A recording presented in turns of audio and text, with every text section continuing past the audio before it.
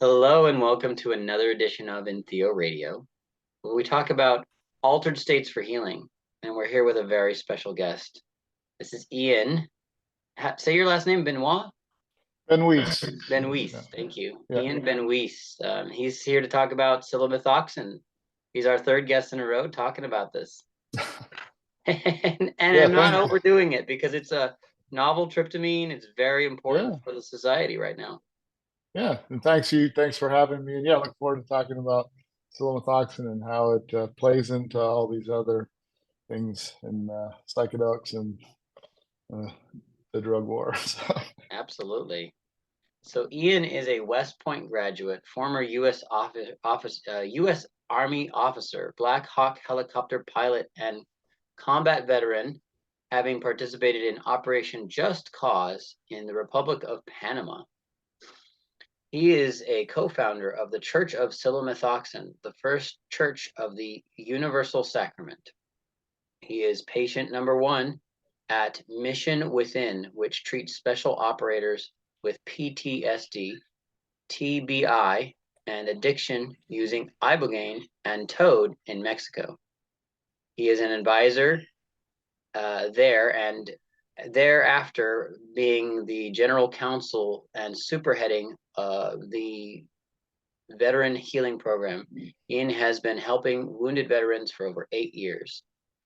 Well, tell me I didn't know what that TBI is. That's a new term. Sure. Yeah, traumatic brain injury. Oh. And yeah, mostly we hear about it, of course, with another acronym, IED, right? Improvised explosive devices, AK bombs. Wow. And yet there's TBI from being hit, being physically assaulted, or yes, youth and now adults, playing sports, playing yes, football would be the most one people point to, but yeah, TBIs from that. So yeah, my TBIs are actually from getting in fights like in middle school, and then adult soccer, and had one in the military, but yeah, so mine weren't from bombs going off, but still, an effect in the brain, same kind of impact. So is it that bombs, the sound and the reverberation affects the brain, or is it that they're actually we get a bump on the head, someone gets a bump on the head? Yeah, it's like a shock wave inside the brain, right? The brain's floating in this cerebrospinal fluid, and then the shock wave hits the brain, and then the soft brain rattles around in the hard shell of the skull. And yeah, and then these things can get damaged in there, these different brain parts, and that can affect cognition. It can affect all these neurohormones, the whole endocrine system. Yeah, and just it can make all these PTSD and hypervigilance, all those kind of things even worse. Yeah. So describe hypervigilance, because I think I kind of recently came across that term and maybe not everyone knows it. Sure, maybe even some historical reference. I think like in World War II, the average amount of combat people experienced was 40 days in a year, and then in Vietnam it went up to 240 with helicopters and moving people around. Oh, wow. And you go over to Iraq or Afghanistan, and it's war 24/7, right? Because people can be shelling you at any time, and civilians can be,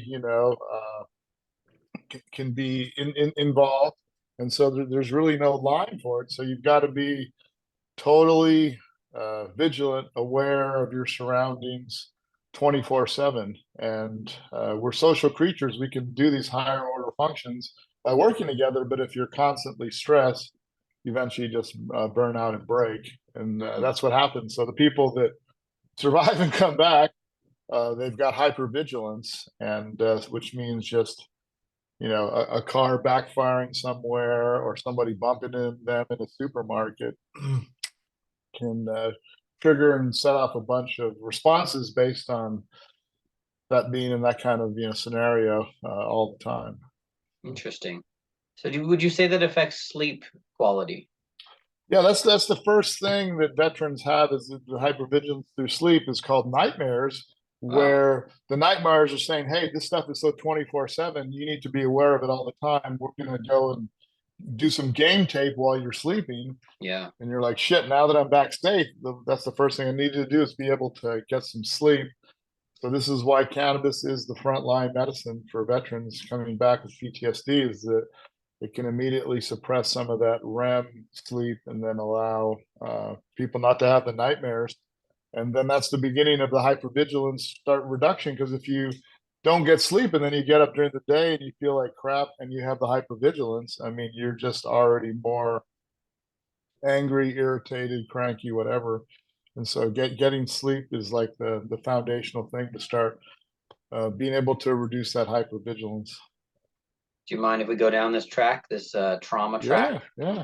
So I've been reading a lot about childhood trauma, and I think PTSD, CPTSD, and some of these hypervigilant states set in really early if there are fights between parents at a formative age 7 or below.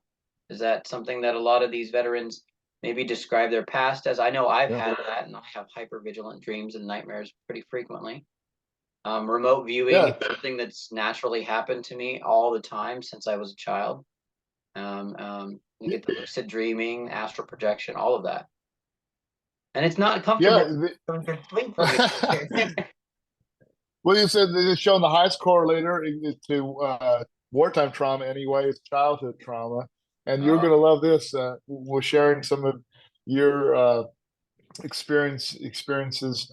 A veteran friend of ours who we work with, and we got out and served some veterans in California medicine a year ago. And the person was explaining to ask these other civilians were asking her a question, and it's like, well, how do you how did you learn to astral travel like that? She's like, oh yeah, from the trauma, dealing with the trauma that I Yeah, experienced in my childhood. And it was like straight out of a movie because it was hilarious in the moment, but she was like dead serious. So yeah, these if used right, those yeah, tools are like in a culture shamanic, right?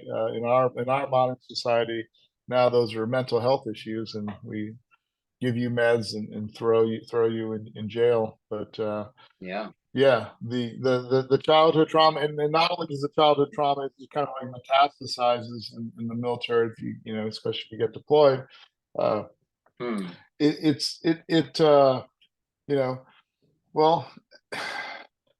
Yeah, it's basically you've also had probably physical or sexual trauma, you know, as a child. It's piled on top of that, and then the military is actively recruiting for those people. So instead of saying, "Hey, you got issues you could work on," the military says, "Oh, you got some anger issues? Great, come on into the military, where we'll Oh, direct those anger issues." You know, what I'm saying, towards, from the military standpoint, a positive thing, right?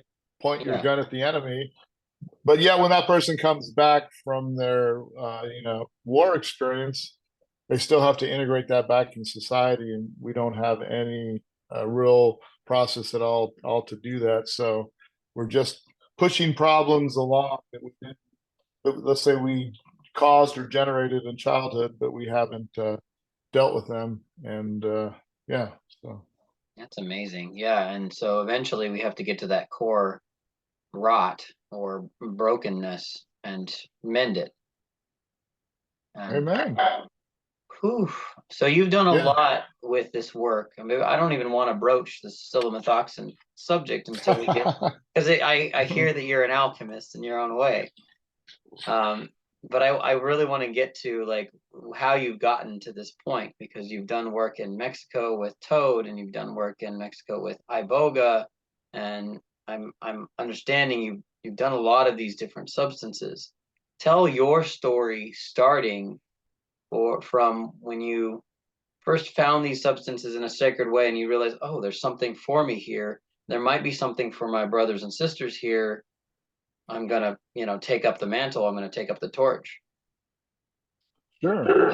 Well, I grew up in Hawaii in the 70s, and there cannabis was effectively decriminalized along with mushrooms. You know, cannabis was part of the culture. Mushrooms grew around our high school, right in Uh-huh. the cow pastures, and people would go during lunch go out and pick mushrooms. That's funny. And this was, you know, this was before DARE, right? It was before the DARE program. And the cannabis eradication stuff really first started in Hawaii, where they're using U.S. military for domestic policing operations. And so it started in cannabis eradication, I think in the late 70s, early 80s, called Operation Green Harvest. And when you started to clamp down the cannabis there, that's when the meth from Japan came into the U.S. through Hawaii, just like in the same thing in Los Angeles, other places. You clamp down on cannabis, right? Then it's cocaine and meth come in, and pretty soon you have Iran Contra. But so I grew up in Hawaii before all this stuff, so I didn't have a bad view of it. As a matter of fact, it was part of my upbringing. And then I went to West Point and did all the Army stuff, so I wasn't obviously doing that. And but I did that as part of the drug war, going down to Panama with Noriega and reining him in because he had aligned with the Colombians at that point. And so when I got out of the Army in 1990, right as Desert Storm was kicking off, and since they didn't invite me, I'm like, okay. I got out and moved to tech. Yeah, exactly. I'm just like, just please don't let me get out, and they call me back in, right? Right.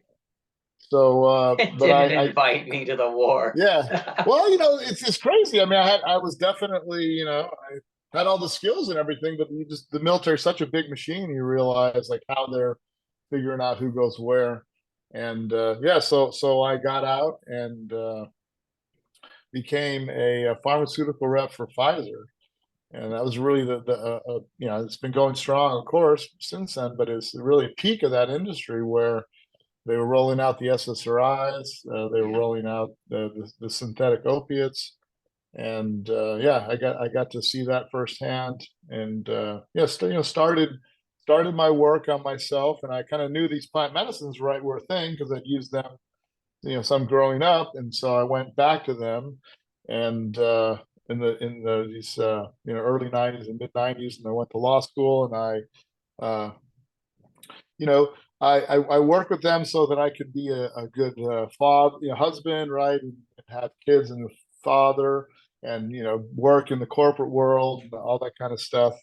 And yeah, I did that for a couple of years. I just worked like all the way through law school, worked with mushrooms and ayahuasca and DMT and 5-MeO DMT and all these different medicines. And yeah, got myself in that good place, and then did the thing, living the life. And then in 2014, I intersected with veterans in cannabis. And, and I wasn't hanging out really with veterans, obviously some friends from, West Point, whatnot, but really didn't connect with them. And, heard about PTSD and all these other things, veteran suicide, but just wasn't plugged in. And anyway, when I got plugged in and was listening to all these veterans share their stories, I was just, overcome with emotion, crying and stuff. And I'm like, oh, I have more work to do. So this is my, next round of healing. And so I knew the plants, of course, were the way to go.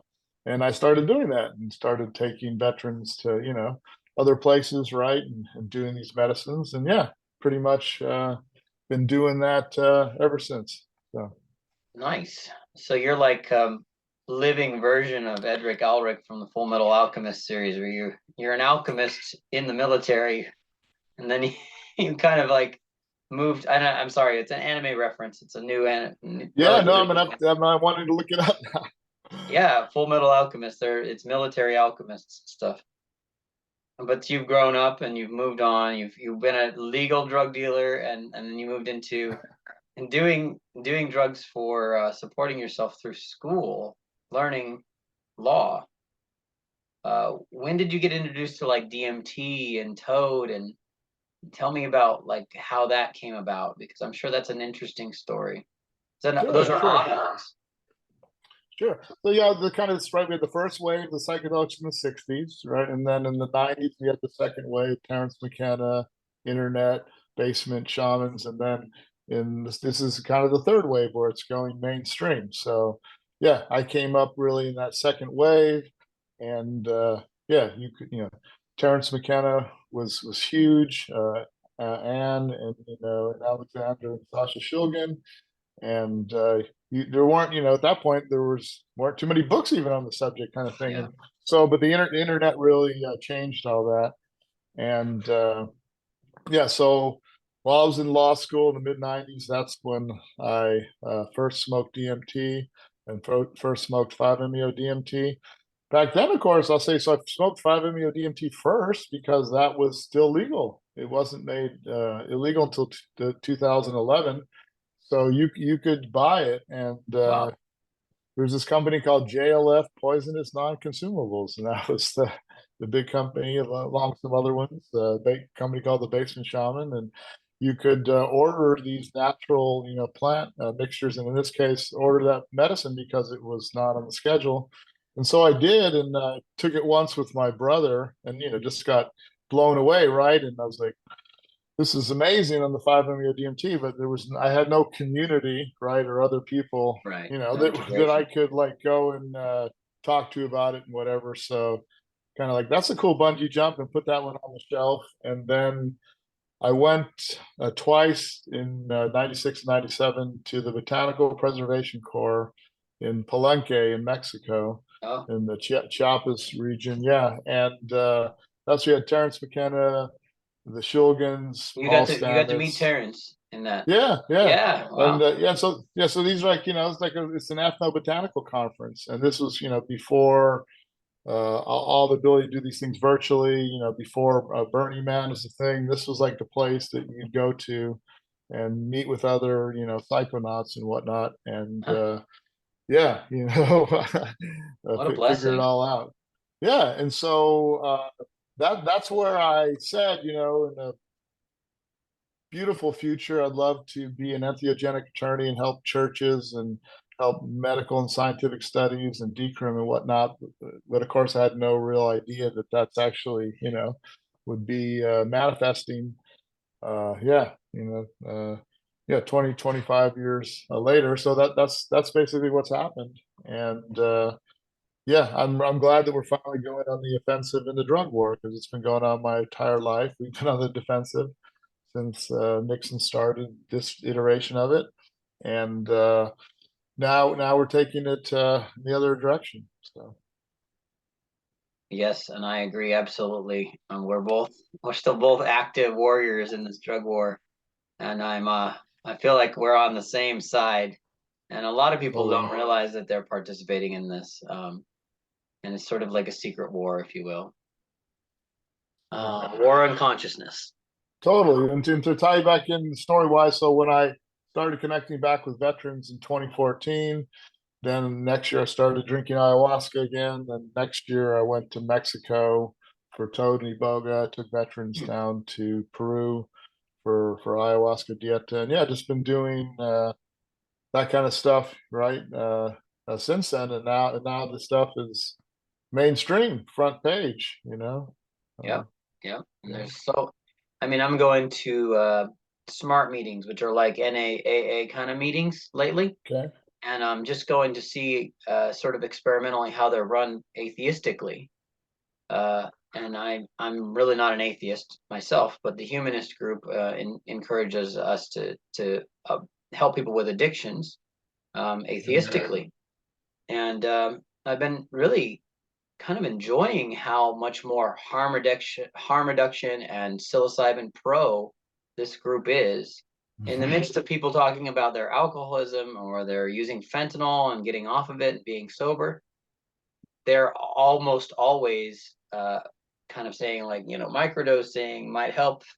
And I'm just like, wow, it's really interesting to be in that part of that kind of uh, mixed bag where these are drugs, these are dangerous, and these aren't, and these are, you can reduce your harm, set and setting. And it's really, really interesting. Great times, good times.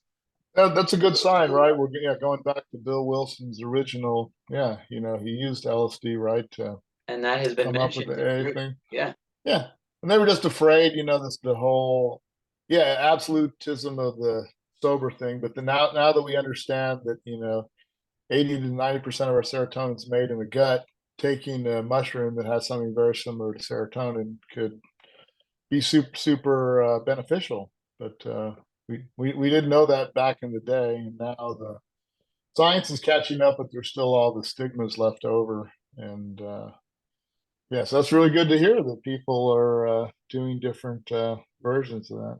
Yeah, yeah, and I'm applauding you guys for having one of the best integration meetings I've attended with Hope and Church of Psilomethoxin. Thanks. That was pretty good. Yeah. I think part of it is we're actually allowing people to play, right? I mean, everyone has psychedelics are mainstream, and you can talk about them now. They're destigmatized, but they're still Schedule One, and so being able to be public around it has to be a real calculated move for a lot of people. So we're finding with our church, it's like, yes, psilomethoxin is unique and amazing, and yet we are the medicine, and so people coming together and playing, right, together with the medicine and being better is teaching everyone how to live in spiritual community, and that's beyond any specific sacrament, right? And yeah. so, So talk about. I mean, I have a follow-up question to the different substances you were using at different times, and I'd like you to kind of flesh that out, like iboga and toad and DMT 5-methoxy versus regular. That I'm gonna kind of bring it back before I do that, and we'll go more into the chemistry of the experience. Let's talk about the trip experience. I'm sure you've had a lot of like altered state, deep journeying. Um, People say, hallucinatory or vision questing experiences where you're in the other space. What do you think is the value behind seeing something that brings fear up, like a dark vision? sure. I think I tell people this all the time. If you were trying to get your own attention, would you use like unicorns and rainbows and cupcakes, or would you use something dark and scary? And people like, almost always say, yeah, the scary thing. And it's like, okay, so that's your own way, since everything is you, and at the unity conscious level, that that it's you getting your own attention, so that you can actually move towards that with even more love. So that this is just right, the nature of the contrast. We've agreed to come from the place of yes to the place of yes and no, and fear is just at one end of that contrast, so we can experience that.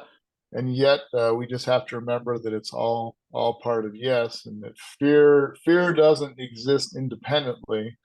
But a lot of people have forgotten that. They know that there's animism and everything's alive, but they don't have a holistic animism where everything's not out to get them and kill them, because since everything is them, there's really nothing to be afraid of. So that's what I've learned. And I mean, whether that's been 5-MeO and you're seeing all the light, or you're seeing the dark and realizing it's all still love, or then with the DMT, it's like all the or mushrooms as well, or ayahuasca, all that visual data, it can scare the hell out of you. And it's even more scary. It's like you are the alien, and this is actually just more of you. And it's like, oh my God, I'm you know, way more weird and scary and different in the whole thing than I realized. But then when you get okay with that, it's a lot of weight off you. So yeah, I think those medicines can allow us just to see the fullness of contrast, and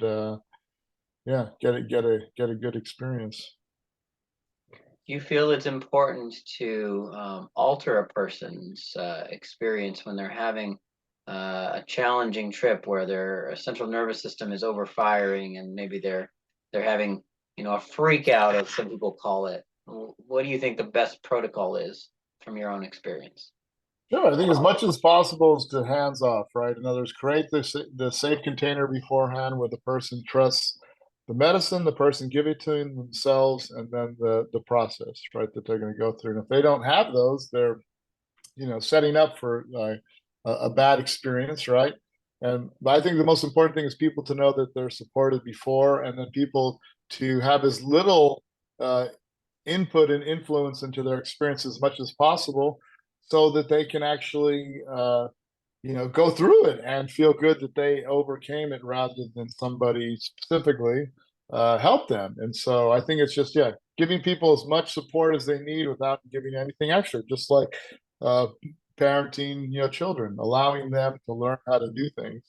And yet, if they're, like you said, if they're having a complete psychotic break, yeah, just holding them with their consent, of course, and talking to them and be Yeah. nice to them. I mean, I haven't ever seen that not work unless if somebody is on some kind of psych meds, right? Or they're mixing, a Uh, bunch of different things together. But yeah, so I'm one of those people. I'll say I don't. Yeah, even though I've had difficult experiences, yeah, I don't believe in anything called a bad trip, because every experience I've ever had has taught me something, or I say better, it's been a lesson, a lesson that I could learn things from. And yeah, so there's nothing bad in that. It's the whole reason we came here, to experience contrast, to grow and to learn. So absolutely. And so there's a lot of wisdom there that maybe is worth unpacking philosophically. Uh, Paradox. We see paradox in shamanism all the time. We see paradox in life and death. Do you feel like paradox is something that a lot of people come back from, whether it's good trips, bad trips? They come back from the visionary state and they honor and acknowledge the paradoxical nature of this system that we're in, whether it's reality or otherwise. yeah, I think these states help one experience that radical uncertainty that living is, without having to come out of superposition and make a determination, right? And Mm-hmm. so, yeah, holding those radical opposites, holding the polarity of the whole thing. And I think that's what's really amazing. You can take ayahuasca and see how you fit together with everyone else in the whole cosmos. And then you can take 5-MeO DMT and become the whole thing, and still reconcile those two paradoxes. So yeah, I think really really helpful. You seem like my elder. Maybe you're not, but I'm going to treat you as my elder in this next question. Uh, how do you deal with a sense of existential dread, whether it's from psychedelics or from PTSD or a nightmare? You're not sure what you're in. And I'm going to speak from my own vantage point. I'm not sure what I'm in. I'm not sure if I'm in a virtual reality. I'm not sure if I'm participating in life, death, reincarnation, or other. Uh, be it that humans like myself and yourself, we think about what will be next, what will happen after we no longer have a body.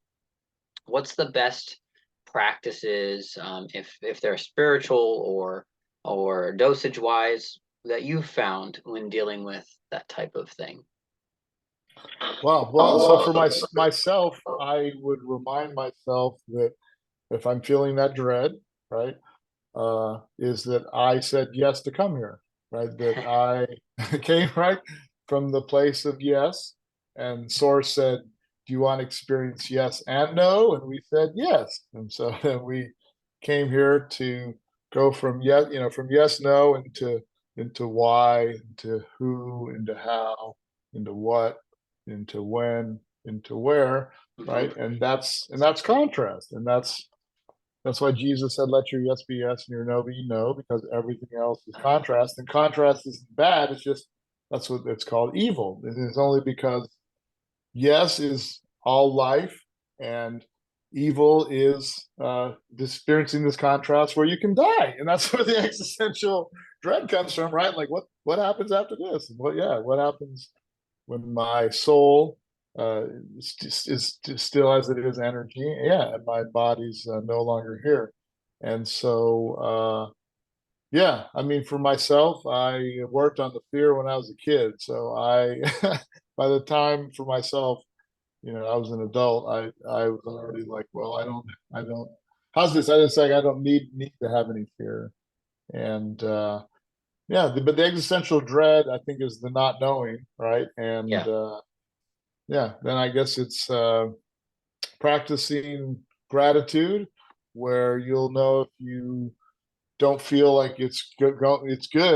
But and if you feel the gratitude and you feel it's good, I mean, literally, that's faith, because you're like, well, I feel good, and if it's pointing in a direction where that's growing, then to me that's evolution, and that's just live faith. They called, I feel the goodness growing, and so I want to go continue back in that direction, where I came from, because that's the reunion with all the goodness. So, Oh, brother. Yes, all my relations in a good way. That's great. That helps me. Sometimes I'll wake up from a rough dream, usually associated with childhood experience, yeah. and I'll just be like, "Why am I doing this? What's up with my daily?" You know? And Well, and then when does my daily end? You know, where does my daily yeah. end? Does it end in a good way? And that's such a great value statement you made about being in choice. And I am still here by choice, Yeah. and I will be here by choice after. I will be transformed by choice after. Yes, yes, and I'll say this, that I started to learn to lucid dream years ago when I started having nightmares in my 40s, and that's when then I started using cannabis to help mitigate that stuff, and they were just so over the top, where I felt, well, they were just so over the top. It was almost like my lack of power. I just was like, okay, this is just so ridiculous. I'm just like, I'm not even playing here. And when I started to remember to approach it in myself, that in that way in the dream, then the power of those things started to minimize. And yeah, then over time anyway, the amount of dreaming went down, and then it was just more simple stuff. I would be falling out of space towards the earth, and I'm like, okay, well, normally I can't breathe anyway, right? Because I'm up here and it's super cold, but I know I'm falling to the earth, and I'm like, okay, I'm gonna die, but I have plenty of time. So, okay, what do I do? And then, versus the dream of like, oh, I've got to do something right now because something bad is happening to me. And yeah, so just over time with those experiences, and going back to what my friend said about trauma and astral travel, I guess just learning how to keep your awareness when you're in these different states of consciousness, right? So that you can, there you go, maintain your choice that you were talking about before, that you can maintain your agency. Yeah, and so I got some more agency in my dreams, and then they kind of mostly chilled out. Yeah, so. Nice. Yeah. What was I gonna say about the I was gonna say something about the not the choice, but oh, I kind of lost it. It's all good, man. We're going deep. So, Yeah, yeah. I mean, I love the idea and the concept of applying dreaming to healing oneself and studying one's own psychology, and then rectifying opposites, because in that world you really are the creator if you choose to be, and lucid dreaming teaches us this. totally, totally. I had a dream about my oldest daughter. It was black. We're in the water. I could see her, right? And so, but my first thing was like, I didn't have a reaction to that. Like, kind of, what is good, what is bad, right? I'm just like, okay. And then she goes underwater, and then I'm like, okay. But again, right now, I can't auto like that's bad, right? And then she comes up above water, pops back up, and I'm like, okay. And then that's the dream. So like, but when there was no resistance to trying to be like, oh my God, she might be in danger. Oh, she went up, under. Oh, great, she came back up. All those kind of things. It's like those are, situational based determinations that aren't any kind of absolute truth. We could just be swimming around at the beach. You know what I mean? And I've put all this filter on it. So yeah, when I got to those kind of points, I'm like, okay, yeah, there wasn't stuff then challenging me that way to be like, anything you're going to see that it's something that's not me. And once I accepted everything was me, then yeah, I didn't have any dreams that yeah, left me waking up in the morning going like, what the f was that? Yeah, And like, yeah, I can't make sense of it. Called, oh, that dream didn't I lucid dreamed out of it. right. And I was like, all right, but it wasn't bad. I wasn't like, oh, I'm getting out of here, but it's like, oh, this is nothing to get all upset about. So, So and I stuck through the dream, I guess. In the dream part was like, allowing her to come back up and nothing bad had happened, then it's like, oh shit, man. What energy am I spending in reacting to things that I think are this the hypervigilant stuff are going to be a problem when they might not be at all. So yeah, it's almost like kind of going with the flow or being in Wu Wei or the Taoist perspective. Yeah. And then yeah, you're helping me realize that in the tonal, which is what I call reality, the waking experience versus the Nagwal, which is what the dreaming experience is. Yeah.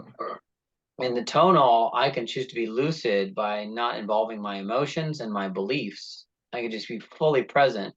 And the limiting belief that I was hearing that I would have taken on in that dream state was, oh no, she's going under the water. I can't see her, therefore she's leaving existence. She may die, she may leave existence, she may stop. And that would be an emotional reaction or a judgment. And it was like, oh, that's just a limiting belief. What if 30 seconds later she's back? And then, my next limiting belief is everything's good. I can see her, everything's good. But both of those are limiting beliefs. And we have judgments, I think, that were programmed into us that are associated with those beliefs. One thing you're talking about, the edges of the contrast, exactly. Like we're still putting edges on that yes no when it can be even bigger of a thought than we can experience at the moment. So yeah. Well. And so that's like think about I'm gonna segue as gracefully as I can into to mushroom cultivation, because that's the hyphal edge right there. That's the edge of the mycelium on its plate, and there may be a left and there may be a right, and there may be a light and there may be a dark, and there may be a mycorrhizal and a tomatose section of the petri dish. And each and every one of us is that consciousness expression on the petri dish. So the thing I forgot that came back to me, I wanted to mention is near-death experiences. For people in tribal culture, near-death experiences like the ones you described that you've had in war, like the ones people feel like they're going through as children, not being able to defend themselves from their parents or watching their parents fight or some circumstance. People drowning, near-death experience. These are all tribally associated with choosing a shamanic and or spiritual mystical experience and person within a group. So it's neat that we can kind of see that it is full circle, even though we may not be using an actual near-death experience. We're using dreams and drugs to get to the feeling of dying, which then we kind of touch on ego death, and it triggers extra abilities. It triggers evolution. It triggers adaptation. It triggers growth for the whole race, and more specifically for our tribe, who has been participating in forms of near-death experience, whether it's as a veteran or as a person involved in drugs and entheogens. Sure. Yeah, just tying it together. Feel free to add on. Well, I think those are key experiences that we no longer make sure that people get, right? In their life. And for most cultures, that would be your actual rite of passage, right? Your rite of passage would be some kind of strong altered consciousness thing where the society was protecting you, but it was like a dangerous feat, right? That if you didn't do it right and everything, you could, get seriously hurt or die. And we don't have those anymore. That's where the person gets recognized into adulthood, and instead people are going places like the military to get those right. Except that those can come with a lot of additional costs, right? So I think we as a society need to create those opportunities for people to come into adulthood and get those kinds of experiences, and then it bonds people socially, right? where Yeah. you came together, everyone did the same thing, everyone, had to walk the fire, right? Yep. Walk the tightrope across the thing, and everybody made it. And yeah, without that kind of stuff, everyone's separate. There is no mycelium. There's not people are all disconnected. And since you like the mushrooms, they can't go from monokaryotic to dikaryotic with their DNA. So they're Mhm. all just got one set until they can connect. So Yeah, we're not fruiting. We're not making fruit bodies. We're just sporing out of moldiness. yeah, exactly. We can do that forever. It And I gets mean, yeah, it feels like what's happening. We've got this split between fungi perfecti and imperfecti groups of humans. There's people that are being run their entire lives on unconsciousness, programming, and more or less candida from the food supply. wow. So now you won. You're going. Yeah, I mean, I couldn't agree more. It's all about the microbiome, and Yeah, yeah, that's what we were doing in the garden. The whole thing is taking the nature inside of our torus, right, to colonize that, and that stuff evolves, millions of times faster than us in that kind of DNA way. So if you keep that information loop into your gut, you can still stay in the garden. But if you let the money changers in and they dysregulate your gut, and half the births in the United States are cesarean without vaginal swabs, and then people don't get their mother's milk, then yeah, people get completely dysregulated and disconnected. They lose their umbilical cord to Mother Earth, and then whatever they got in the hospital, and then they're eating all these foods that are full of preservatives, they're just not alive. And so, yeah, we're not getting that living information helping to regulate us. So my goodness. that's why we're lost. And then we got the meds on top of there, right? That are just making things even worse. And yeah, until we get those money changers out of our temple, all the sacrifices are meaningless. Oh my goodness. Yeah, I don't want to dovetail into that because that's a whole episode on itself. And I'm grateful that you see it, and I'm Yeah, grateful that those who are listening to those metaphors, if they've caught them or they're willing to investigate them, please do.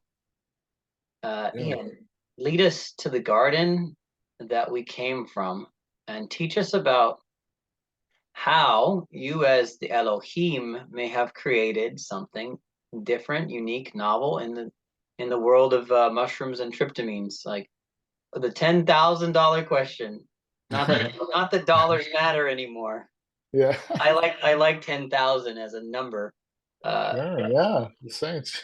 what's the science behind Psilomethoxin, and Sure. why does it come to us now in this time? Yeah, that's a really great question to follow on. So the science is called, it was synthesized back in 65 in a 10-step process from vanilla, and but as far as we know, not reference samples stored or bioassayed, tested by anyone.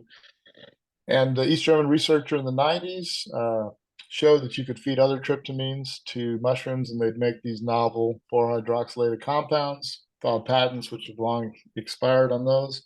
And then in 2005, Sasha Shulgin was asked, how come psilomethoxin, 4-hydroxy 5-methoxy-DMT, isn't in TiHKAL, your book, Tryptamines I've Known and Loved? And he said, well, because it doesn't exist in nature. But I give you even odds that if you take 5-MeO-DMT and put it with mushroom spores, basically onto cow manure, that you'd make this molecule. And so, yeah, I worked with 5-MeO a lot and seen how its usefulness with veterans and lots of other people, and see how it can allow people to experience more fully towards unity consciousness, and release a lot of energy that they have got just stored up in the way of stress. And yet we can see all the like afterglow and the therapeutic stuff that can happen after people have done that. And it's like, and the release part is good, but how do you maximize that, therapeutic afterglow kind of effect? And of course, the more default position people have had is that MAOIs, because they think of ayahuasca as the way to, activate DMT or 5-MeO DMT. But of course, we know that can be super dangerous. And so I just was like, why hasn't anyone developed, an oral, let's just call it formulation of 5-MeO DMT? Because it would be so useful. You'd just have that afterglow. People went from just, smoking the toad or the synthetic to these, 5-MeO carts, right, which were even smoother. But how do you get to, this really oral kind of formulation? And so, I started looking on the internet, and I was like, well, some people have talked about doing the synthesis. I'm not interested in that anyway. And people were talking about making it, but no one's actually done it. And I was just like, well, I know someone who grows mushrooms, and I had her do it, and it made psilomethoxin. This was like November 2021. Yeah, and so I took some of it, and it worked. And I had expected there might be some some psilocin effect in there, right, with the 5-MeO, and yet there was not. It was just using the psilocin tail to make it orally active, and it was all expressing as 5-MeO. And so immediately I dieted that medicine with, Ben, you've had him on the podcast, and Ryan and his lady Kayla. And Ryan's another veteran. And for 5 days straight. And we were just like, wow, this is amazing. And then after that, for a whole year almost, we spent, sharing it with thousands of people, right, to both, check out its safety profile and see what it could do. And I brought my molecule along if it's helpful at any point. But so uh, right, so once we did it and we knew that it was a thing, and then we shared it with lots of people in the 5-MeO community, right, who had lots of experience, and they're like, yeah, this is 5-MeO, and in a different formulation where the body can work with it over a long period of time, and you can do true microdosing because the so-called classic psychedelics, psilocin, DMT, LSD, working in the 5-HT2A receptors, right, where that's where you get all the visual and all these other sensory data, which is how the ego knows it's alive, through the sensory data. And 5-HT1A, you get more of the unity consciousness because it turns down the ego, the default mode network, right? And you lose the data, and so the ego can be like, well, hey, I'm dying here, right? And so with this formulation, though, you can get uh, a much smaller amount of ego down regulation and recoup that energy to use for something else. And yeah. Okay. So let me try to break that down into some terms that maybe apply to microdosing concepts. So if I microdose with psilomethoxin, I think what you're saying is it gives me a micro ego death, and whatever the ego is using of my like RAM or my hard drive space, it erases it, and eventually it will rebuild that because that's what the ego likes to do. But because there's not as much processor being taken up, I then can do something with that extra energy. Exactly. You're just accessing bandwidth, right? Because if you think of just maybe the ego as guard dog, it's like it's got to, if it's really aggressive, it's using more energy, more RPM, whatever. And if it can be more chilled, but still just as, effective to protect itself, right? Then that extra energy you have, yeah, you experience it either as energy or time, where you have more time to make a decision, right? Or you don't automatically run the program as quickly as you might, because the minute you're under pressure, right, your ego's like, quick, run a program, and when you can slow things down that way. And the big thing is regular microdosing, which is great, and I've done a bunch of it, let's say with mushrooms, is you have to keep it at that sub-perceptual amount, not so much because you can't deal with the perceptual stuff, it's that you'll get the tolerance the minute you go into the perceptual levels, right? So you've got to so everyone's really trying to keep it below the, say, that quarter of a gram. It's going to vary for people, but where they can, and I've done that for 6 weeks straight, right? Where you get the SSRI benefit, but you don't go into perceptual, so you don't go into tolerance. Nice. But with 5-MeO DMT and DMT, there's no tolerance. So when you make an oral version of 5-MeO DMT, there's no tolerance, so you don't have to take off days like you might otherwise have to do. And instead, you could take it every day and then you could stack it on top and not compromise, like, oh, well, I can't take it as much, the next days after. And for people wanting to take this as an alternative to, mood stabilizers and things like that, that program they're coming off doesn't allow them to take days off. You know what I'm saying? If they're gonna transition to something else. So then it's much more beneficial for those who are on the protocol of daily versus psilocybin based or magic mushroom powder based microdosing. It's like you get most people will get a tolerance. Yeah. If you exactly. So if you need to, it's better for the daily. And I just, like I said, that tolerance, and I did it for that reason. I kept everything below, I'd say about 330 milligrams of just, psilocybin, psilocin mushroom fruiting body, right? And I did that for 6 weeks. And so I never broke tolerance, but it was perfect as that kind of, I didn't need such, right? But, SSRI kind of replacement, right? I got a good serotonin lift, but I wasn't sitting there at work going like, wow, I'm really feeling this, microdose. But that's really hard for people because sometimes people are like, I got a bunch of triggers. I'm having a bad day. I really need to double my dose. But if they're going to start to, see snakes and they can't drive or send an email or text or whatever, then they got issues. So, Ian, are you ready to play the what if game with me? Sure, man. Let's play the what if game. So what if? Okay. What if someone takes psilocybin from magic mushroom powder, and then they take psilomethoxin, magic mushroom powder? I can call it that, right? It's basically psilomethoxin containing magic mushroom powder, right? Yeah. So they go one day on, one day on the other, one day on, one day on the other. Oh, so we'll, for obvious reasons, we can't encourage anyone, right, to take other medicines besides our sacrament yet. It's their God-given right. We know they do. And then, of course, people have already started combining those two together, even in more ceremonial levels, but also exactly in some of these microdosing protocols. The truth is, it's all over the place. It's just more people now have another tool in their arsenal. It seems like most of what we see is that when people use psilomethoxin with other entheogens, is that it kind of boosts the 5-MeO effect, right? Okay. And yeah, and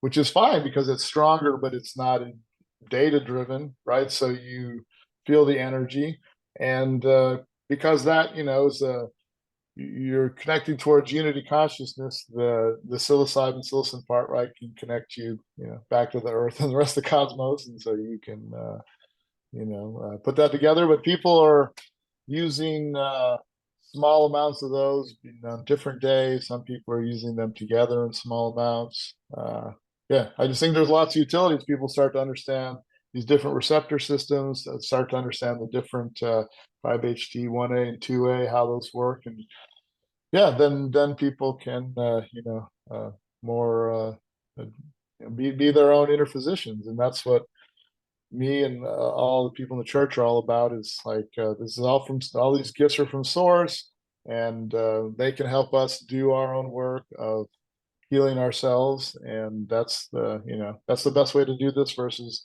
jobs where you go to the jobs to get the health care. To not let you use the natural stuff that's growing in your backyard. And so got another what if for you. What if someone takes an eighth or 3.5 grams of psilomethoxin? What if they take more?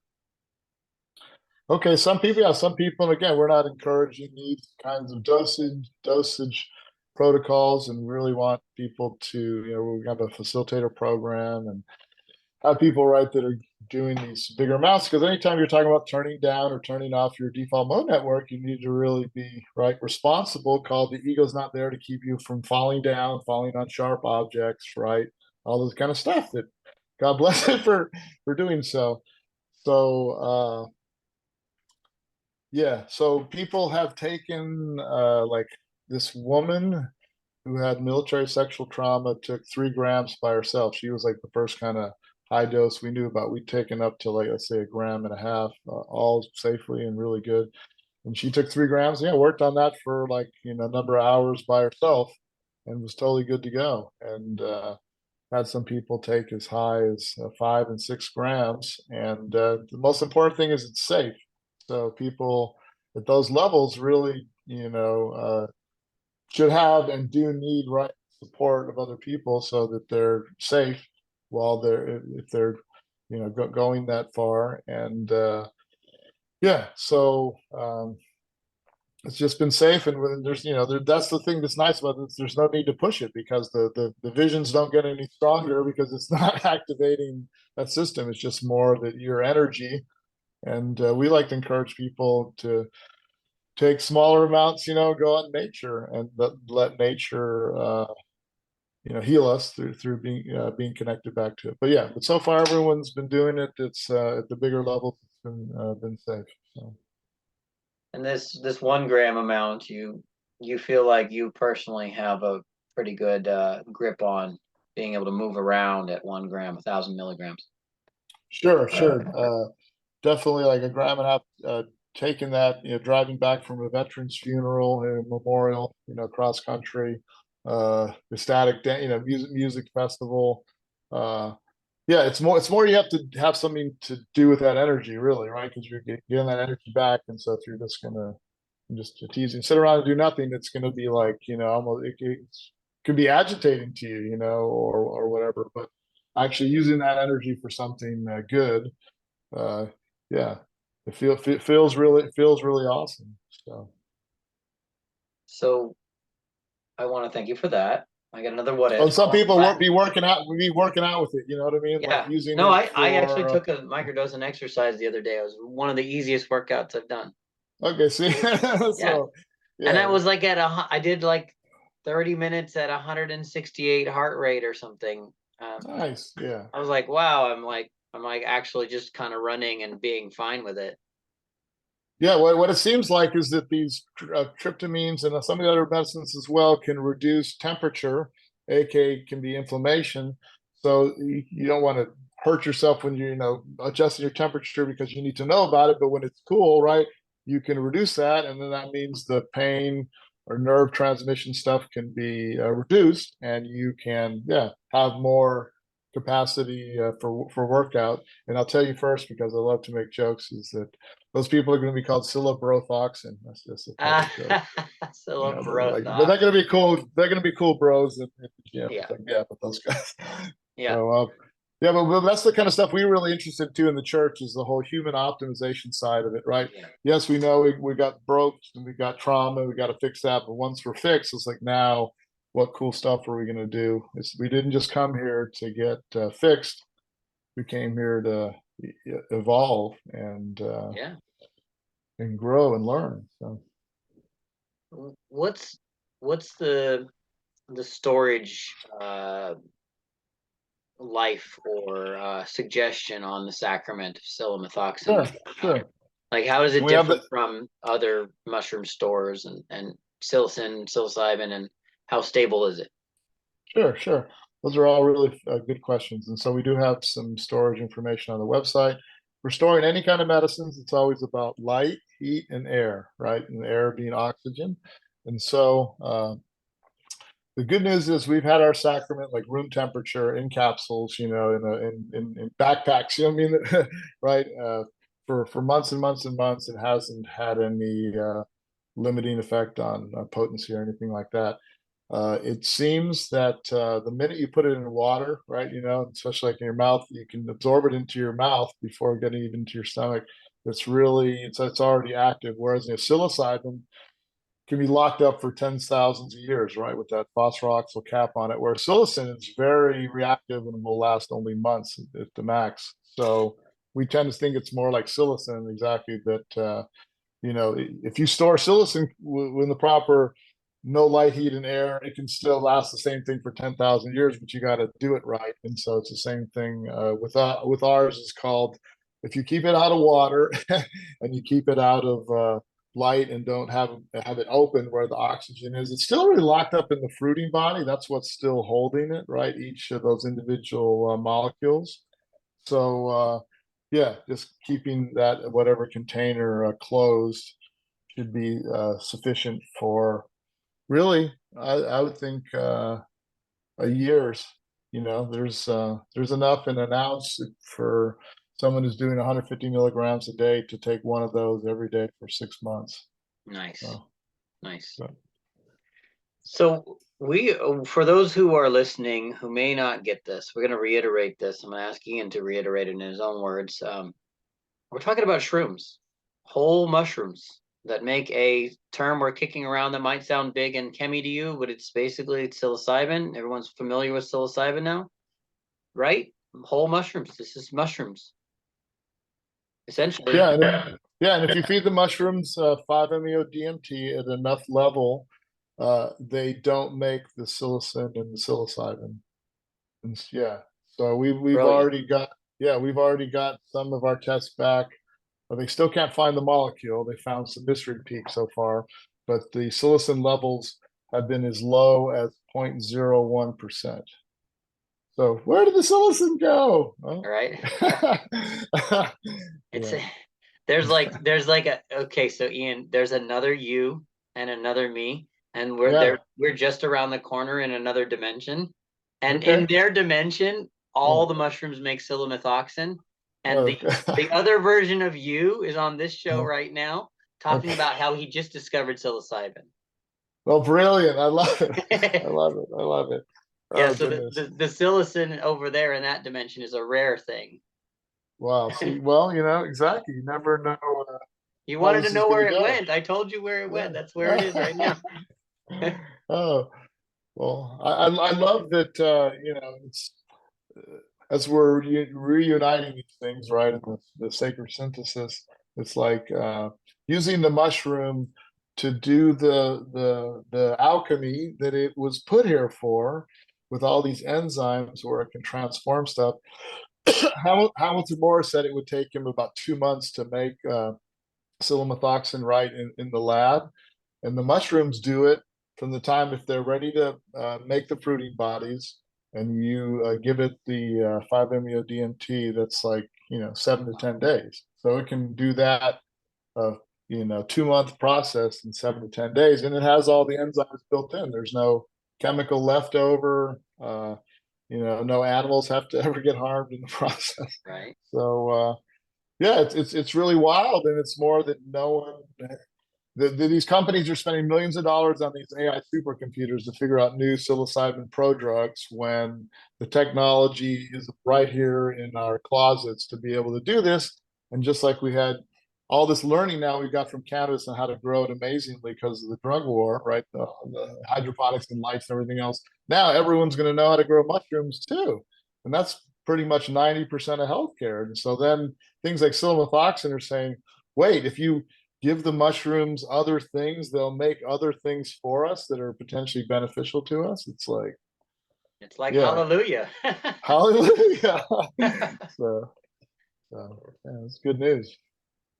So since we've talked so much about these things, entheogens, as I prefer to talk about them as sacraments, it kind of comes down to this. And it was mentioned in my smart meetings, and people kind of like looked over at me, and I'm like, yeah, they're like, people are like, how do we get this stuff? And I'm like, all right, to answer that, I'm like, there's a church. How do people get this stuff? Sure. So if someone wants to become a member, they would go to our website. They don't need anyone to specifically refer them, yet they can go to our website and fill out an application. And if they're approved, then once they're a member of the church, they will then be able to make a donation to the church to order our spiritual sacrament, which is psilomethoxin. And so, and then we have it sent to them. People can get it currently in half ounces or ounces. And and so let's see, we've got over I think 1,300 members at this point. And it's really growing fast. Thanks. Yeah, and we have production in Mexico and developing it in Canada, because in both those places 5-MeO-DMT is legal. And so but if you feed them 5-MeO-DMT, they don't make any psilocin or enough of it. They don't make any psilocin or psilocybin, right? except in these super trace amounts. And then psilomethoxin isn't scheduled, and the government hasn't shown that it's trying to mess with that. So we're going to take that as a good sign. Yeah, hallelujah again. Yeah, yeah. No, So, I'll just and then how else tell can you. people, Yeah, go ahead. I was going to ask, how else can people get involved? They become a member, they get their sacrament Yeah, in the mail. How else, what else you got up going on? yeah. So we've got, online social media stuff, right? And all these private groups. We've got a Discord server. And our goal, of course, is just to allow people to, in effect, do this, grow this thing naturally, just like mushroom mycelium. So then people on the Discord server can start organizing by, the different big cities that everybody's, in or around, right?